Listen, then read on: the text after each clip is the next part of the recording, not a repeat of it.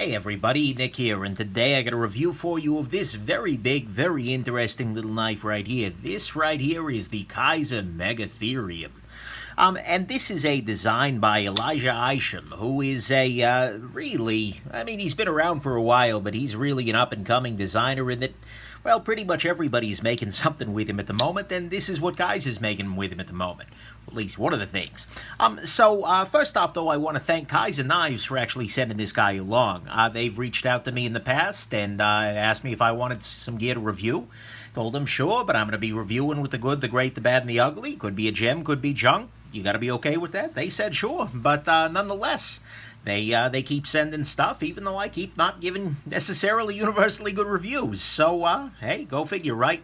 I've tried not to let that influence my perspective too much here, but full disclosure, there you go. Let's do a little size comparison because this is not a small knife.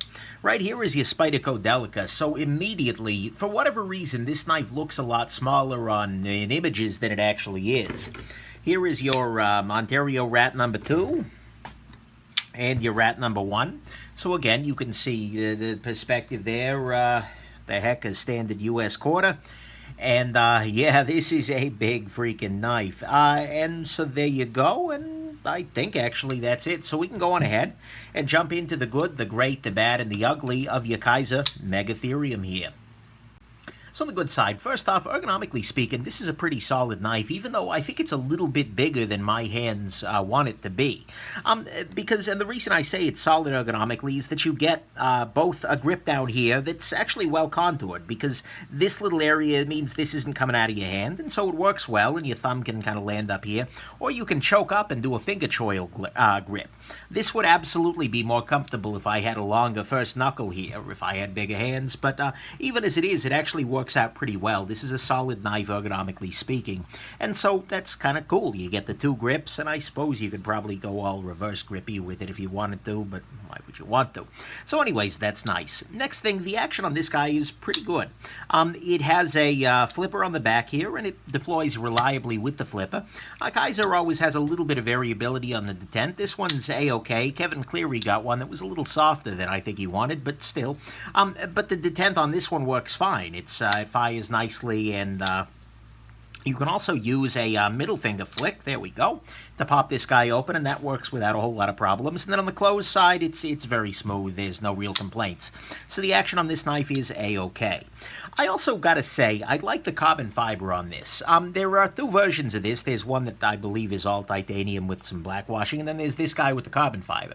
And it's not just kind of your general woven carbon fiber that you usually see. This is a marbled sort of thing, and honestly, it's really neat. I think it's a good use of it. It highlights the curvature of the knife. It's cool looking, so I appreciate that very much. And in fact, the fit and finish on it's quite good too. You can see there's maybe a tiny little gap in there, but overall the carbon fiber fits things rather nicely, and the knife is just well put together on the whole, so that's good. There are also some great design details from Elijah Isham here that really do impress me. One of them is that it's very easy for a knife to have a very prominent flipper tab that ends up pecking on whatever else is in your pocket. Pocket pecker, if you will. And on a knife like this, that flipper tab is, well, it's going to be a little bit more prominent. With this guy, what he's actually done is, as you put your hand into your pocket here, the flipper tab is really kind of further back away. So this isn't actually going to hit anything else that's in your pocket. I mean, maybe, I guess, but it really gets out of the way, and that's a very nice thing. I also enjoy very much the fact that when you open the knife, the flipper tab kind of goes away. It falls right into this little cutout right here, which matches it nicely with the finger choil. The tab becomes a part of the choil, which is pretty excellent, I'll say that much. I like the fact that the lock bar is beautifully positioned here. It's very often the case that when companies do a cutout lock bar, where the lock bar is kind of inside the bolster, if that makes sense, where if this were to go a little further, then you get an ergonomic ugly hot spot right here, but it's been done well, both in terms of positioning, so that's not going to bug you, and in terms of, well, it's not too deep in there. So I like very much that approach. That's well done there. The clip on this guy is actually very nice. You can see here that this is, I believe, a unique clip to the Megatherium here. I've not seen this on any of the Kizer, but it's got plenty of ramp to it, and it's very thin, so it's a good clip. There's no problems with this clip, even though it is sculpted to match the knife. One thing that really blew me away when I noticed it is, well, look at this. This titanium isn't flat. This isn't just a flat bolster. Instead, there's one surface here, one surface, once. And then there's kind of this big swoosh going down the middle of it. And the thing is, that big swoosh actually continues into the carbon fiber. Because of the marbling here, you can see that this swoosh picks up and gives us little stripes down here, which is, well, frankly, just really cool. And overall, I mean, I really like that. And then, you know, finally, I gotta say, I give credit for the fact that the hole goes right up to the handle here. I mean, this is clearly a design that Isham spent a bunch of time just fiddling with, and it shows, because the details are all there. For a knife where all the details are here, in terms of just overall everything, I gotta say the price isn't bad. The price on this is $230, and that's not much further than a lot of the rest of what Kizer's putting out these days. And, you know, I think it's a reasonable deal with this kind of material, so, you know, it's fine. It's not like, oh my god, go buy one now value, but it's fine. It's a good price. There's no real complaint with it there.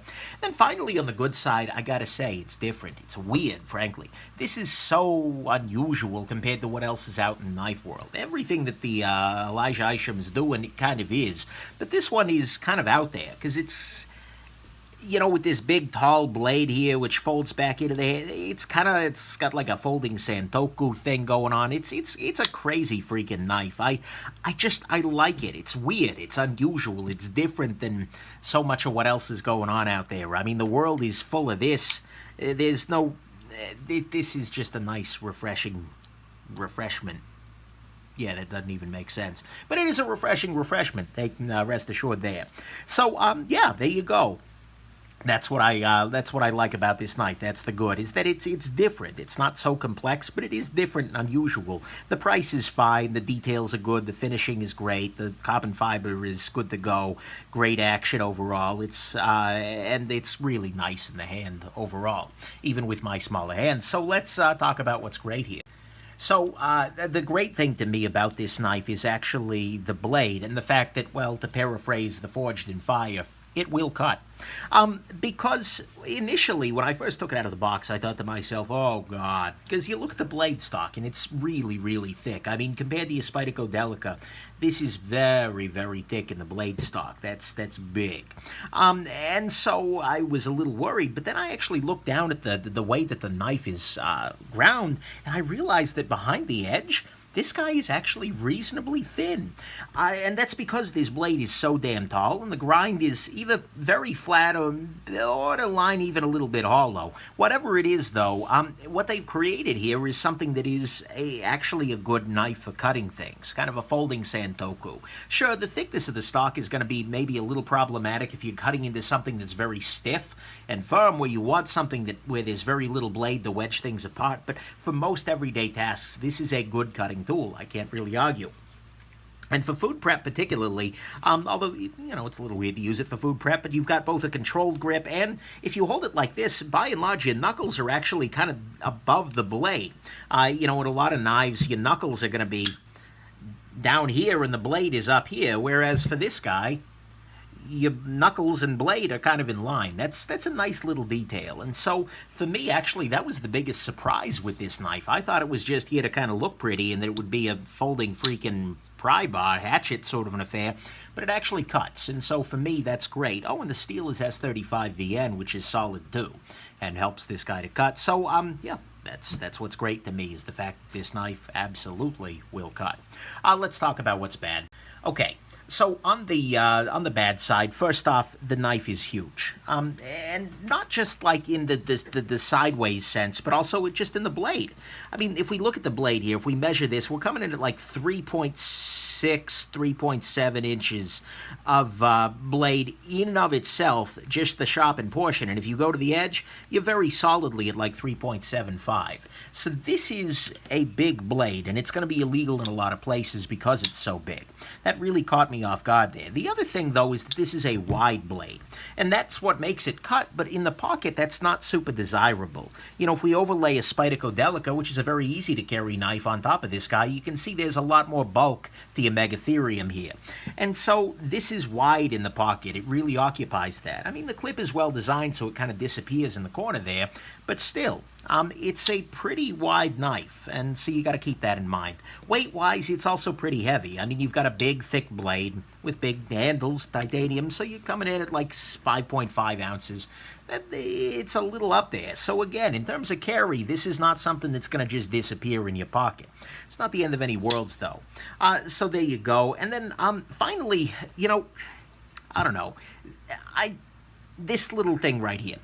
The reason I'm kind of balking here is I don't know that this is actually bad, but it can be for some people. One of the common problems with this arrangement, where you have a bolster sticking up above the lock bar, is that this little corner can be very sharp. And indeed, it is a little bit sharp here.